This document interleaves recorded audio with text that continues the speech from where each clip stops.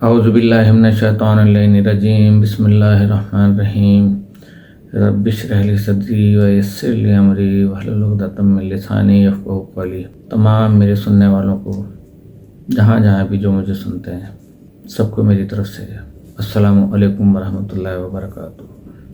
محرم کے ایام میں عموماً یہ ہوتا ہے کہ دعا پہلے مانگ لی جاتی ہے، کیونکہ کربلا والوں کے صدقے میں اور ان بیبیوں کے صدقے میں اللہ پاک ان دعاؤں کو قبول فرماتا ہے۔ تو جن جن ماؤں کی گودوں میں چھوٹے چھوٹے معصوم بچے ہیں ان کو حضرت علی اصغر کا واسطہ دے کر ان کی صحت و سلامتی کے لیے، جو بزرگ ہیں ان کو جناب امام حسین اور حبیب ابن مظاہر کا واسطہ، جو خواتین بزرگ ہیں ان کو جناب بی بی فاطمہ الزہرا سلام اللہ علیہا کا واسطہ، جناب فضہ کنیز فاطمہ الزہرا کا واسطہ، جو جوان ہیں ان کو حضرت علی اکبر علیہ السلام کا واسطہ دے کر ہم اپنے سب سننے والوں کے لیے یہ دعا کرتے ہیں کہ اللہ تو جن کربلا والوں کے صدقے میں تو ان سب کو صحت کلی اور طول عمر عطا فرما، اور انہیں کوئی غم نہ دے، ہمیں کوئی غم نہ دے سوائے غم حسین علیہ السلام کے، کہ جو کہ نبی کریم صلی اللہ علیہ وسلم کے فرزند بھی تھے اور نواسے بھی تھے، اور انہوں نے اپنے نانا کو دین کے بچانے کے لیے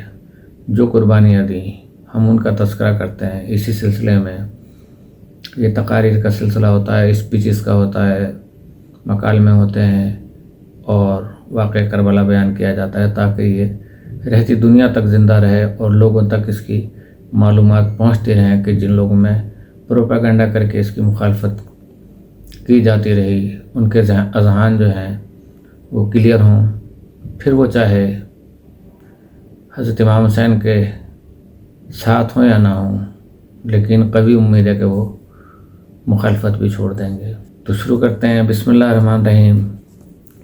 والعصر ان الانسان لفی خسر الا الذین آمنوا وعملوا الصالحات وتواصوا بالحق وتواصوا بالصبر۔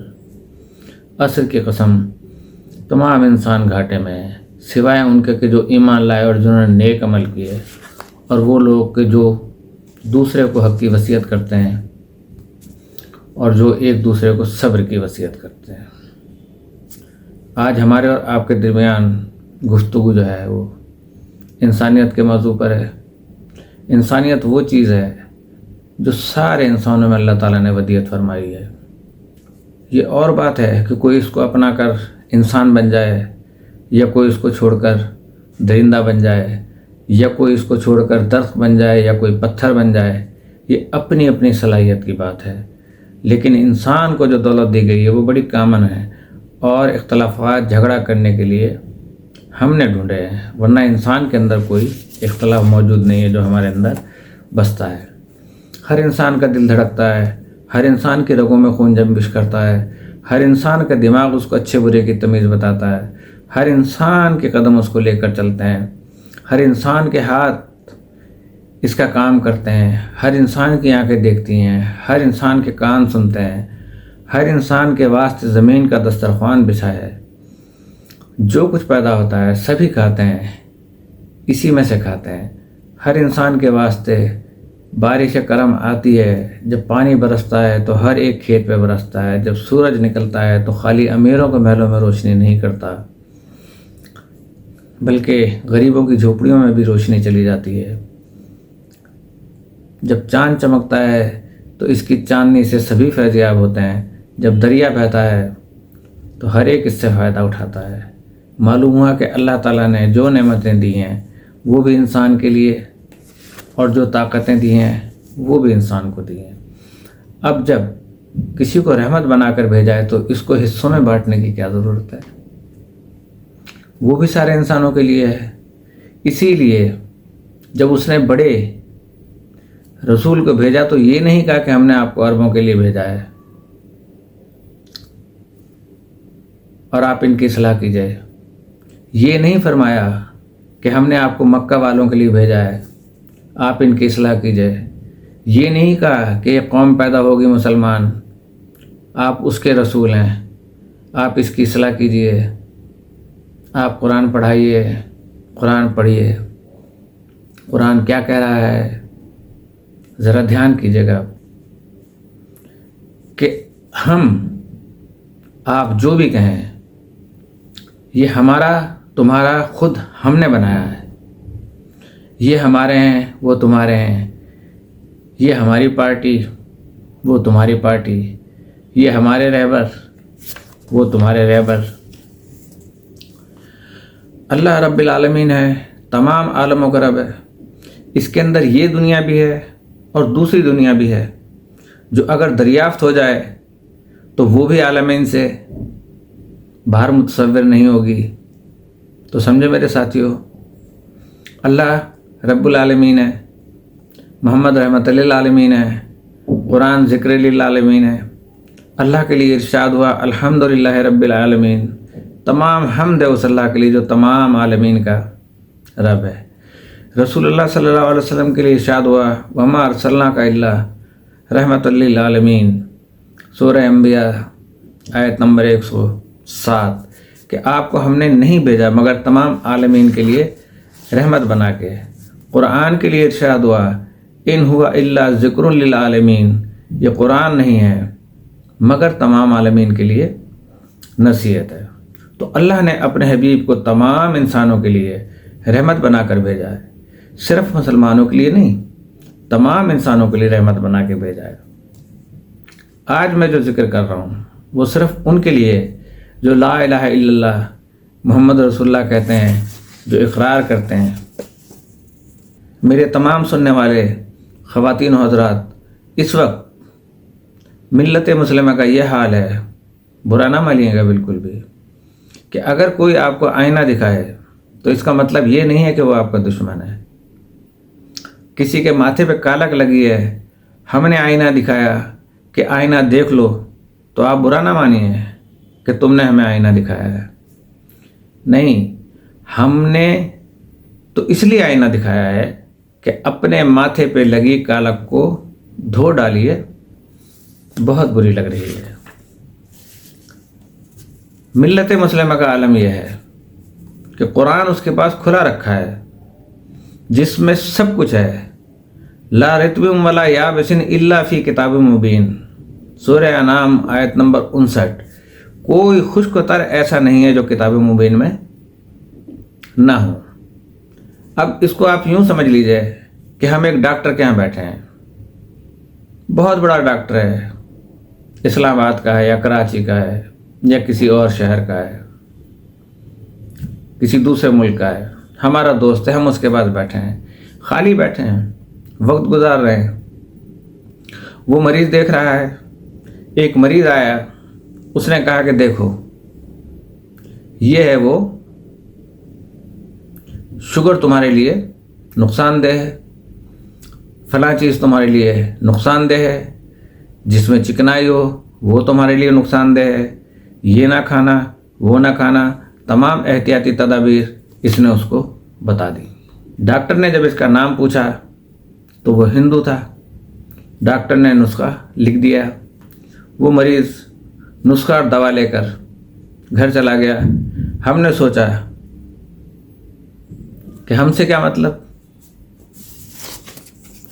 یہ تو ہندو کے لیے ڈاکٹر صاحب کا ہے، ہم سے کیا تعلق اس کا، ہم مسلمان ہیں۔ دوسرا مریض آیا، اس کو دل کا مسئلہ تھا، ڈاکٹر نے اس کو دل کی بیماریوں کے بارے میں مکمل طور پہ بتایا اور اس کے علاج کے بارے میں بتایا اور احتیاطی تدابیر بھی بتائیں، کیا کھانا ہے کیا نہیں کھانا۔ ان کا نام پوچھا تو وہ عیسائی تھا۔ ان سے کہا کہ ہم سے کیا مطلب، یہ تو عیسائی ہے، ہم سے کیا تعلق ہے۔ پھر تیسرا مریض آیا، وہ پارسی تھا، اس کی آنکھیں خراب تھیں، ڈاکٹر نے اس کو سب کچھ بتا دیا۔ جب اس نے اپنا نام بتایا تو پتہ چلا کہ وہ پارسی ہے۔ کہا کہ ہم سے کوئی تعلق ہی نہیں بنتا، یہ تو پارسی ہے۔ میرے ساتھیو، یہ ڈاکٹر بتا رہا ہے کہ مذہب کے حساب سے نہیں، مرض کے حساب سے ہے۔ آج عالم اسلام کا یہی حال ہے کہ ہم نے ایک آیت سنائی تو کہا کہ یہ کافروں کے لیے ہے، دوسری سنائی تو کہا کہ یہ تو مشرکوں کے لیے ہے، تیسری سنائی تو کہا کہ یہ تو یہودیوں کے لیے ہے، چوتھی سنائی تو کہا کہ یہ فلاں کے لیے ہے۔ ہم سے کیا مطلب؟ ہم تو مسلمان ہیں۔ بھائی آپ خدا کے لیے جس کو مانتے ہیں، اللہ کو، اسی کے لیے، جس رسول کو مانتے ہیں اس کے لیے میری آواز جہاں جہاں بھی جو سن رہا ہے اور جو کلمہ گو اور کلمہ گو تک میری آواز پہنچ رہی ہے، اس سے بہت دردمندانہ اپیل کرتا ہوں کہ اسلام کو بہت ساری مخالفتوں کا سامنا ہے۔ اسلام بڑے مشکل دور سے گزر رہا ہے، مسلمان بہت سے مسائل کا شکار ہیں۔ آپ اپنے جھگڑے چھوڑیے، اپنے اختلافات چھوڑیے، زمانہ آپ کے در پہ ہے، دشمن آپ کے خلاف ہے، سپر پاورز آپ کے لیے اسکیمیں بنا رہے ہیں اور آپ اس بات پہ لڑ رہے ہیں کہ فلاں مسجد میں کیا پڑھا گیا، دوسری مسجد میں کیا پڑھا گیا، اس نے کیا کہہ دیا، انہوں نے کیا کہہ دیا۔ کب تک آپس میں اس طرح لڑتے رہیں گے؟ کب تک ان کی بحثوں میں پڑے رہیں گے؟ کب تک ان اختلافات کا شکار رہیں گے؟ آپ سوچئے، کبھی انصاف سے بتائیے کہ تعلیم کے میدان میں آپ کتنا پیچھے ہیں۔ سوچئے کبھی، اپنے گریبان میں جھانکیے، آپ کے کون سے شہر میں ایسی یونیورسٹی ہے جو کسی اور ملک میں نہ ہو، صرف آپ کے ملک میں ہو؟ آپ نے کون سی ایسی ایجاد کر لی ہے جو دنیا میں کسی کے پاس نہ ہو، صرف آپ کے پاس ہو؟ آپ بتائیے، آپ نے کس فیلڈ میں ترقی کی ہے؟ محض لڑنے میں؟ محض ایک دوسرے کو برا کہنے میں؟ یہی فیکٹریاں قائم ہیں نا ہمارے یہاں، یہی یونیورسٹیز قائم ہیں۔ دنیا اپنے سفیروں کو چاند پہ بھیج رہی ہے اور چاند سے آگے بھیج رہی ہے۔ ان کے لیے چاند کا سفر پرانا ہو چکا، اب مریخ اور زہرہ کے اوپر جائیں گے اور جا رہے ہیں۔ افسوس اس پر ہے کہ جس کا رہبر یہ کہہ کر گیا تھا، سلونی سلونی قبل ان تفقدونی انی عالم ترق السماوات من ترق الارض، مجھ سے پوچھو اس سے پہلے کہ تم مجھے نہ پاؤ، میں آسمان کے راستوں کو زمین کے راستوں سے بہتر جانتا ہوں۔ میرے ساتھیو، ہماری اردو زبان میں ایک مثل مشہور ہے نا کہ کنواں پیاسے کے پاس نہیں جاتا، پیاسا کنویں کے پاس جاتا ہے۔ یہ اردو کی بڑی مثال ہے اور بہت مشہور ہے، لیکن دنیا میں اس مثال کے الٹ ہی ہوا۔ وہ کیسے کہ دریا پیاسوں کے پاس آیا، کنواں نہیں آیا، بلکہ دریا آیا پیاسوں کے پاس، اور دریا نے آواز دی کہ جتنا پی سکتے ہو جی بھر کے پی لو، ہم تمہارے درمیان سے گزر رہے ہیں، گزر جائیں گے تو پانی نہیں ملے گا اور تم پیاسے مر جاؤ گے۔ پھٹکار ہو ایسی امت پر کہ جس نے دریا کی قدر نہ کی۔ میرے ساتھیو، یہ امت کی بد نصیبی ہے کہ حضرت علی جیسا عالم آیا اور اس نے امت سے کچھ نہ کہا سوائے اس کے سلونی سلونی قبل ان تفقدونی، مجھ سے پوچھو قبل اس کے کہ میں تمہارے درمیان سے چلا جاؤں۔ سلونی ان ترق السماء، مجھ سے آسمانوں کے راستے پوچھ لو، میں زمینوں کے راستوں سے زیادہ آسمان کے راستوں کا جاننے والا ہوں۔ یہ میرے سینے میں ادھر ادھر کا علم جمع ہے، علم کا خزانہ جمع ہے۔ زمنی رسول اللہ زکن زکا، رسول اللہ نے مجھ کو علم یوں بھرا ہے جیسے پرندہ اپنے بچے کو دانہ بھراتا ہے اور پیٹ بھرتا ہے چبا چبا کے، جس طریقے سے علی نے ہر پیشکش کی لیکن امت منہ پھلائے بیٹھی رہی، اس لیے کہ علی کہہ رہے تھے، صرف اس لیے۔ اگر علی نہ کہتے کوئی اور کہتا، اور جو کچھ اوروں نے کہا ان کے پاس گئے تو کیا حاصل کیا؟ ارے بھائی، دریا کا کچھ نہیں بگڑا، آج بھی دریا ہے۔ بد نصیب وہ کنارے والے تھے کہ جو آج بھی پیاسے مر رہے ہیں۔ آج مسلمان نہ علم کے میدان میں، نہ تجارت کے میدان میں، اس کے اندر نہ کوئی نظم ہے، نہ ضبط ہے، نہ اس ملک میں کوئی تہذیب ہے. یہاں تک کہ کہاں تک میں آپ کو مثالیں دوں؟ زیادہ مثالیں دوں گا تو ہو سکتا ہے کہ دل آزاریاں ہونے لگیں اور جذبات مجروح ہونے لگیں. اپنے ملک کی کیفیت ہی دیکھ لیں. ہر ادارے میں فرعون بیٹھے ہوئے ہیں. اللہ تعالیٰ نے یہ ارشاد فرمایا کہ دعا کرو میں دوں گا.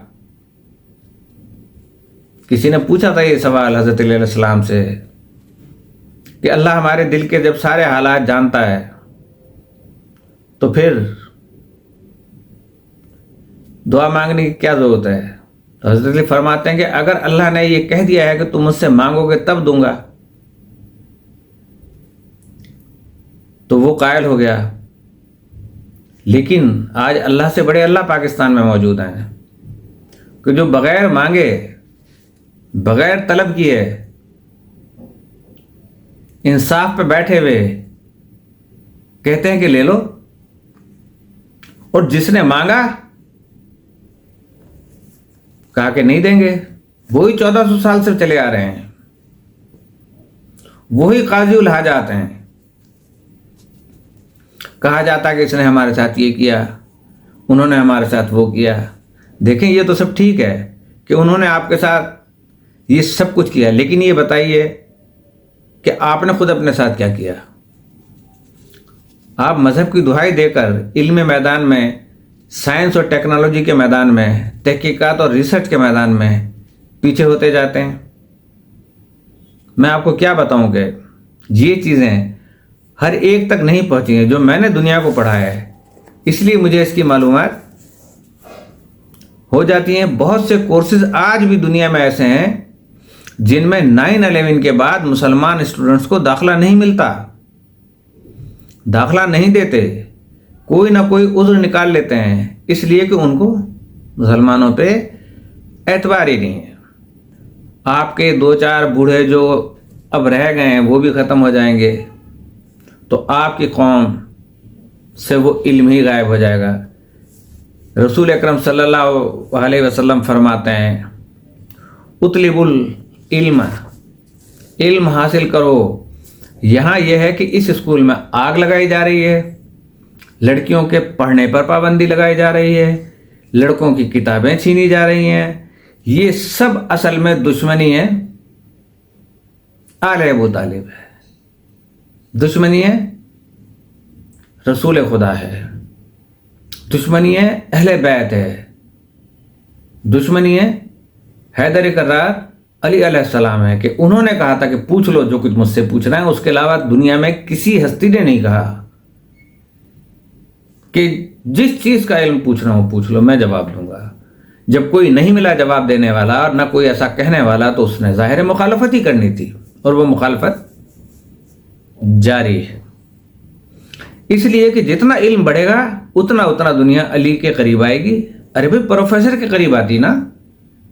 ہر آدمی یہ چاہتا ہے کہ میں اپنے استاد کے قریب ہوں،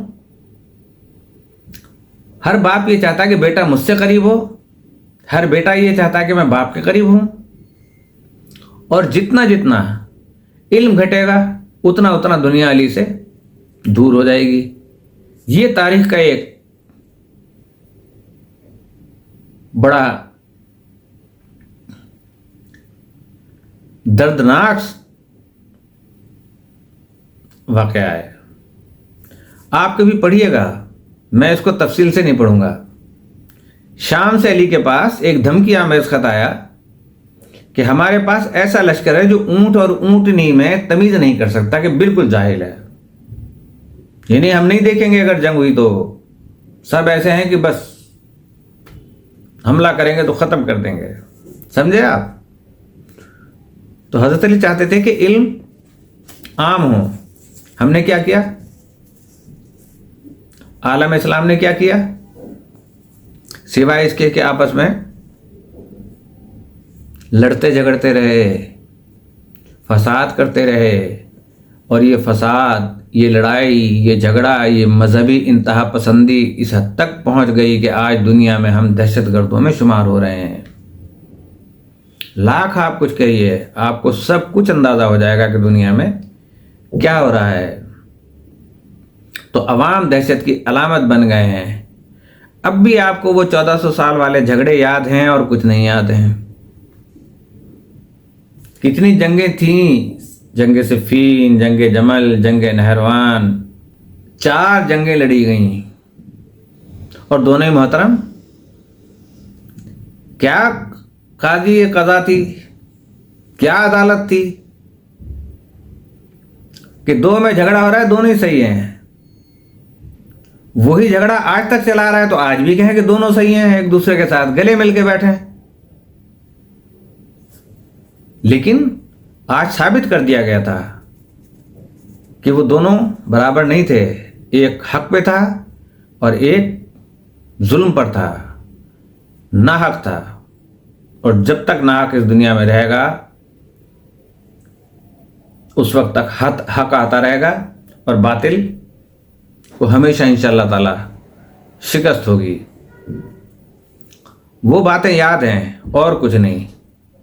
آج بھی انہی لوگوں کو کلیجے سے لگائے ہوئے جنہوں نے اسلام کو یہاں تک پہنچایا، ابھی بھی آنکھیں نہیں کھلیں، ابھی بھی ہوش نہیں آئے، ابھی بھی ہمارے ہیرو وہی بادشاہ ہیں جنہوں نے سروں کے مینار بنائے تھے، ابھی بھی ہمارے سامنے ہمارے ماڈل وہ نمونے لوگ ہیں جنہوں نے دنیا میں آگ لگائی تھی اور ظلم و ستم کیے تھے۔ دریائے سندھ کا پانی جہاں سے ابلا ہے، جہاں سے نکلتا ہے، جس آبشاروں سے نکلتا ہے، وہاں یہ نہایت زندگی بخش ہے پانی،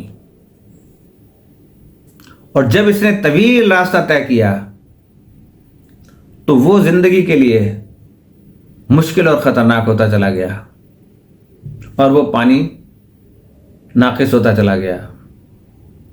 وہاں پہ لوگ جاتے ہیں، چشمے کا پانی پیتے ہیں، فلٹرائز کرنے کی ضرورت نہیں رہتی، صاف شفاف پانی نظر آتا ہے، لیکن بعد میں تبدیل ہوتا چلا جاتا ہے کہ اصل کو بدل دیتے ہیں۔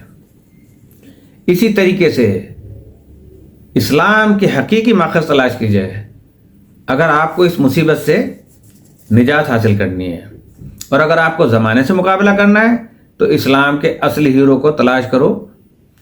آپ تو فرقہ بندی میں پڑے ہیں، یہ کافر ہیں، وہ کافر ہیں، مسلمانوں کے اندر کافروں کی قطار بنی ہوئی ہے۔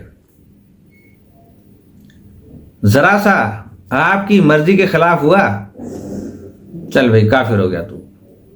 ہم کہہ رہے ہیں لا الہ الا اللہ محمد رسول اللہ، ہم اللہ کو مانتے ہیں، رسول کو مانتے ہیں، قرآن کو مانتے ہیں، قیامت کو مانتے ہیں، نماز پڑھتے ہیں، روزہ رکھتے ہیں، حج کو بجا لاتے ہیں، زکوٰۃ دیتے ہیں، خمس دیتے ہیں، کسی چیز سے انکار نہیں، کعبے کا طواف کرتے ہیں۔ انہوں نے کہا ہاں بھائی تم تو کافر ہو۔ کیوں کافر ہو؟ علم کو اٹھاتے ہو، یہ بت پرستی نہیں تو اور کیا ہے؟ اچھا تو حسین کا علم اٹھانا کفر کی علامت ہے، ماتم کرنا کفر کی علامت ہے، اور حسین کو شہید کرنا عین اسلام ہے۔ میں علماء اسلام سے گزارش کروں گا اور ذمہ دار علماء سے گزارش کروں گا کہ آپ تھوڑا سوچئے اور غور کیجئے اور اپنے لوگوں کو سمجھائیے کہ اس وقت اسلام بڑی مشکل دور سے گزر رہا ہے۔ سپر پاورز آپ کے خلاف ہیں، اسرائیل آپ کے خلاف ہے، اردن جیسا مسلمان ملک اس نے مسلمانوں کے ہی خلاف نیٹو کے 50 ممالک کو اپنے ہاں اڈے دے دیے۔ کون سے مسلمان ہیں یہ کون سا مسلمان ہے یہ؟ ان کے سفارش خانے بند نہیں ہونے چاہیے پاکستان میں اور دیگر ممالک میں کہ مسلمانوں کے خلاف یعنی یہ سب کچھ ہو رہا ہے، اور مسلمان عیش کر رہے ہیں، مزے کر رہے ہیں۔ دنیا کی مختلف طاقتیں آپ کے خلاف ہیں، آپ اگر آپس میں ہی لڑتے رہیں گے تو کیسے زندہ رہیں گے؟ پھر کس سے لڑیں گے؟ یہ لوگ آپس کی لڑائی سے فائدہ اٹھا کر آپ کو لڑواتے رہیں گے اور خون میں نہلاتے رہیں گے۔ ابھی یہ موضوع تشنا ہے، لیکن وقت کی تنگی کے سبب اور کچھ مصائب کے چند جملے ہیں وہ بیان کرنے ہیں، تو اس کو ہم کنٹینیو کل بھی کریں گے انشاءاللہ۔ تو جب امام حسین علیہ السلام عراق کی طرف جا رہے ہیں، راہ میں ایک منزل پر حر اور اس کی فوج سے ملاقات ہوتی ہے۔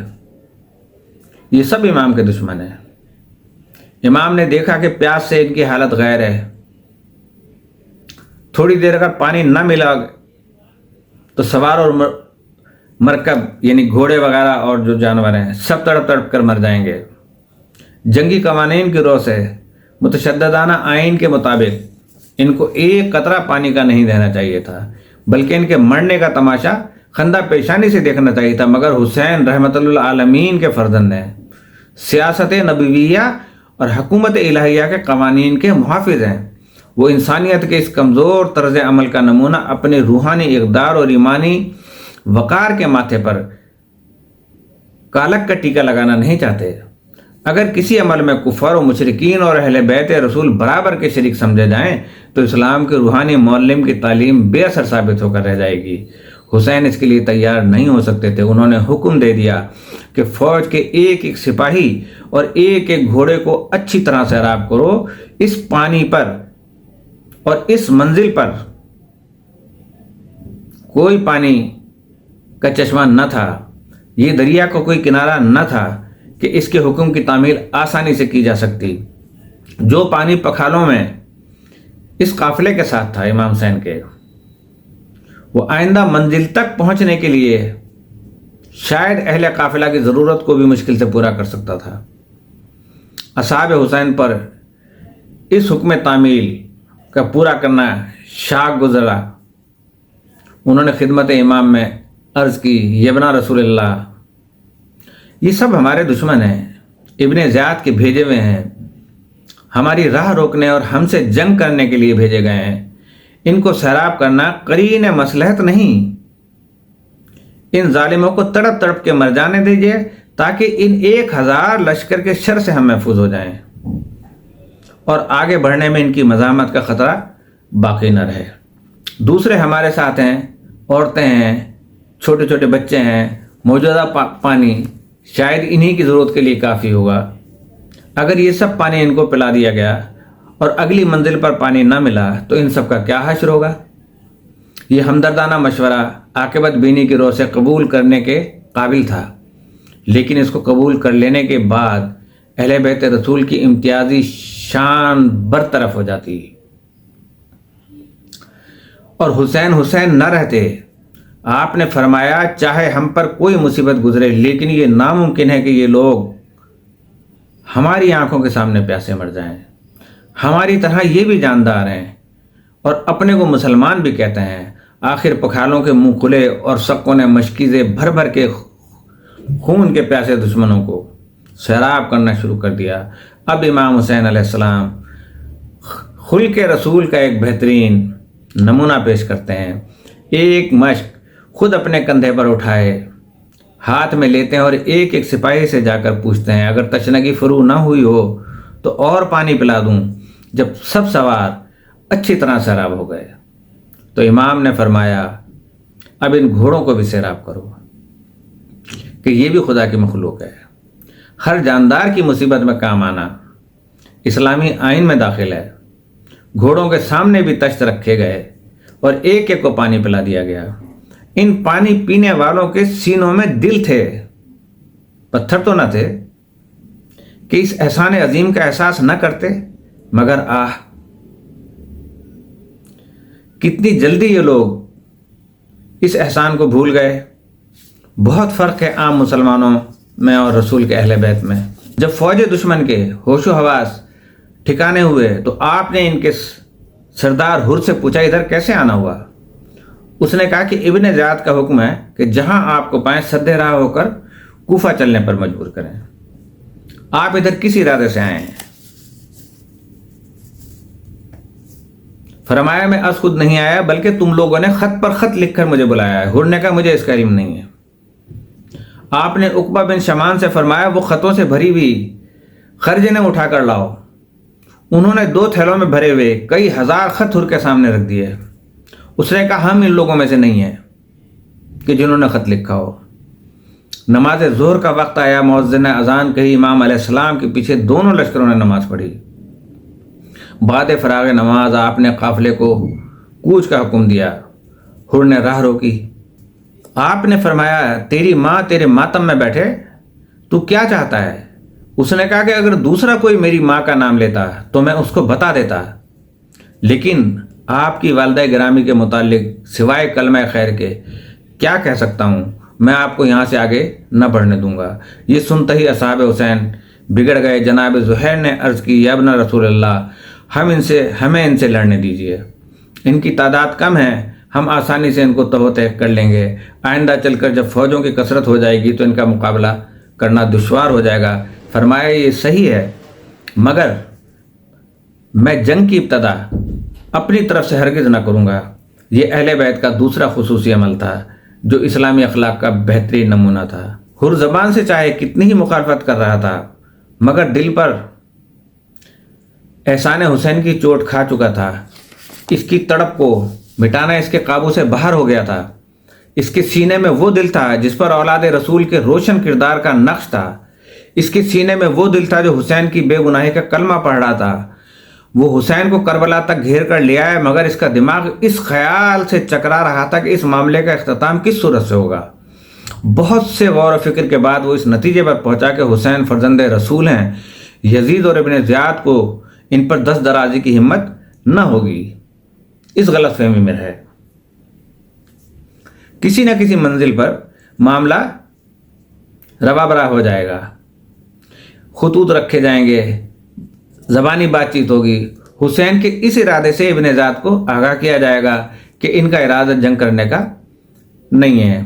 ایسی صورت میں ممکن ہے کہ وہ مصالحت پر راضی ہو جائیں اور امام کو مدینہ واپس جانے یا کسی اور ملک کی طرف جانے کی اجازت دے دے۔ ایسی صورت میں ابن زیاد کے عتاب سے بھی بچ جاؤں گا اور خون حسین کا دھبا بھی میرے دامن پر نہ آئے گا۔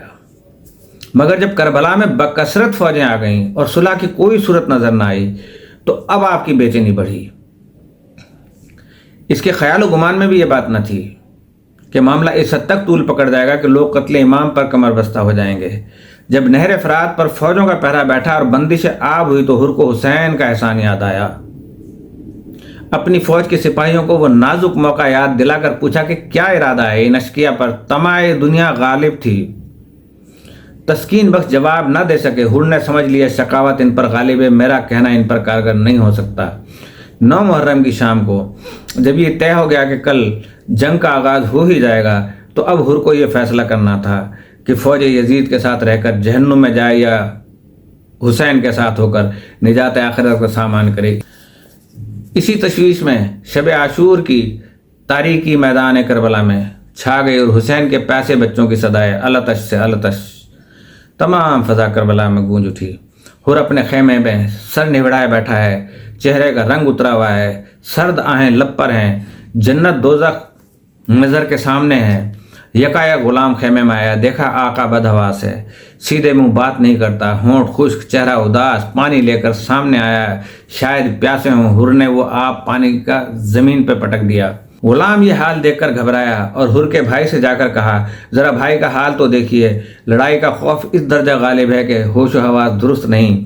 بھائی دوڑا ہوا آیا، دیکھا کہ حر کی حالت غیر ہے، کہنے لگا اے حر تو قافلے کا نامور شہسوار ہے، شہرہ آفاق بہادر ہے، اس مٹھی بھر فوج کا اتنا خوف، اتنا ہراس کہ تیرے ہوش بجا نہیں، یہ میں کیا، یہ ہیں کیا؟ پہلے ہی حملے میں ان کو کچل کر رکھ دیا جائے گا۔ حر نے کہا ہوش میں آ، لشکریوں کو اس حالت کا پتہ چلے گا تو تیرا مذاق اڑائیں گے، بزدلی کا تانا دیں گے۔ یہ حالت ایک سپاہی کے لیے باعث ننگ و عار ہے۔ حر نے ایک آہ سرد کھینچی اور اپنے بھائی سے کہا کہ کچھ دور میرے ساتھ چلیے تو میں اپنی پریشانی کی وجہ بتاؤں۔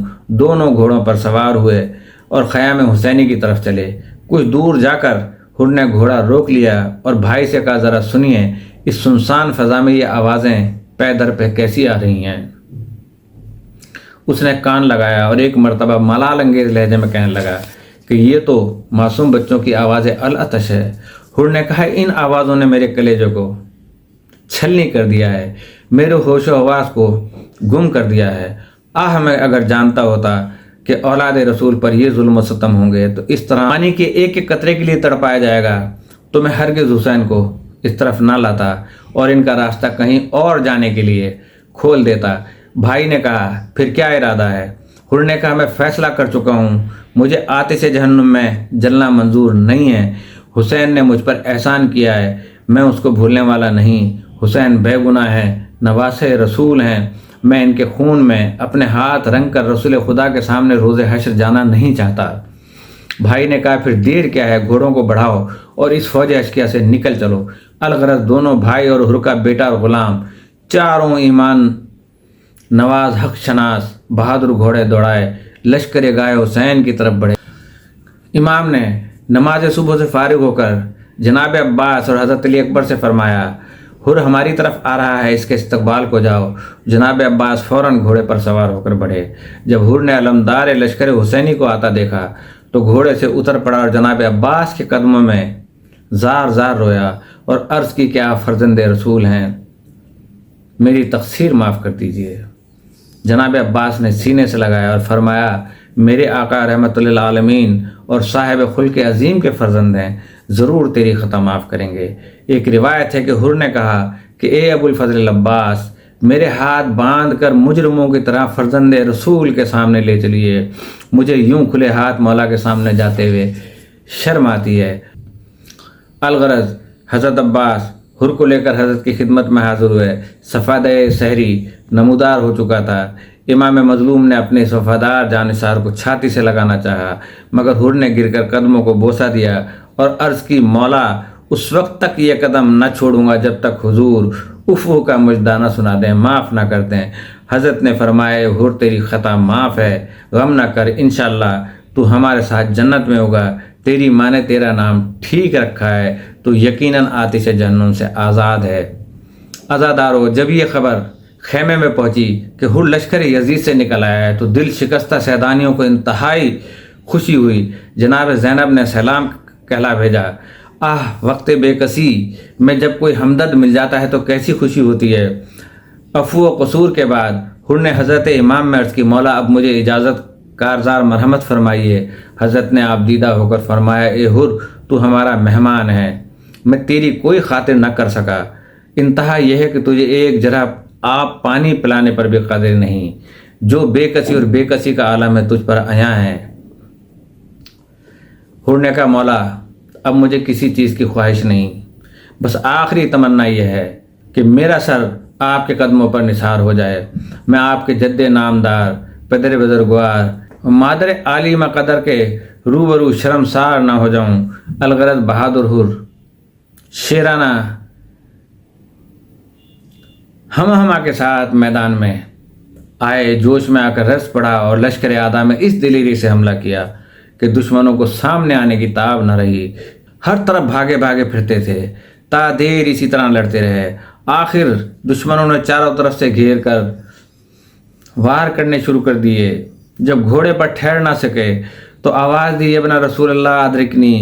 امام مظلوم یہ صدا سنتے ہی چند جوانان بنی ہاشم کے ساتھ حر کے پاس پہنچے۔ دیکھا کہ وفادار جاں بار خاک پر ایڑیاں رگڑ رہا ہے۔ حسین نے حر کے سر کو اٹھا کر اپنی آغوش میں لے لیا۔ فرمایا حر کچھ کہنا چاہتے ہو؟ حر نے عرض کی مولا وقت آخر ہے، پھر یہ مجدہ سنا دیجئے کہ حر تیری خطا معاف ہے۔ حضرت نے رو کر فرمایا اے حر تیری خطا معاف ہے۔ یہ سنتے ہی حر کی روح پرواز کر گئی۔ کیسا خوش نصیب تھا حر کے جس کے ماتم میں علی و فاطمہ کی بیٹوں حسین کی بہنوں نے اپنے سر کے بال کھولے اور نوحہ و ماتم کیا۔ الا لعنت اللہ علی القوم الظالمین۔ اسی کے ساتھ السلام علیکم ورحمۃ اللہ وبرکاتہ۔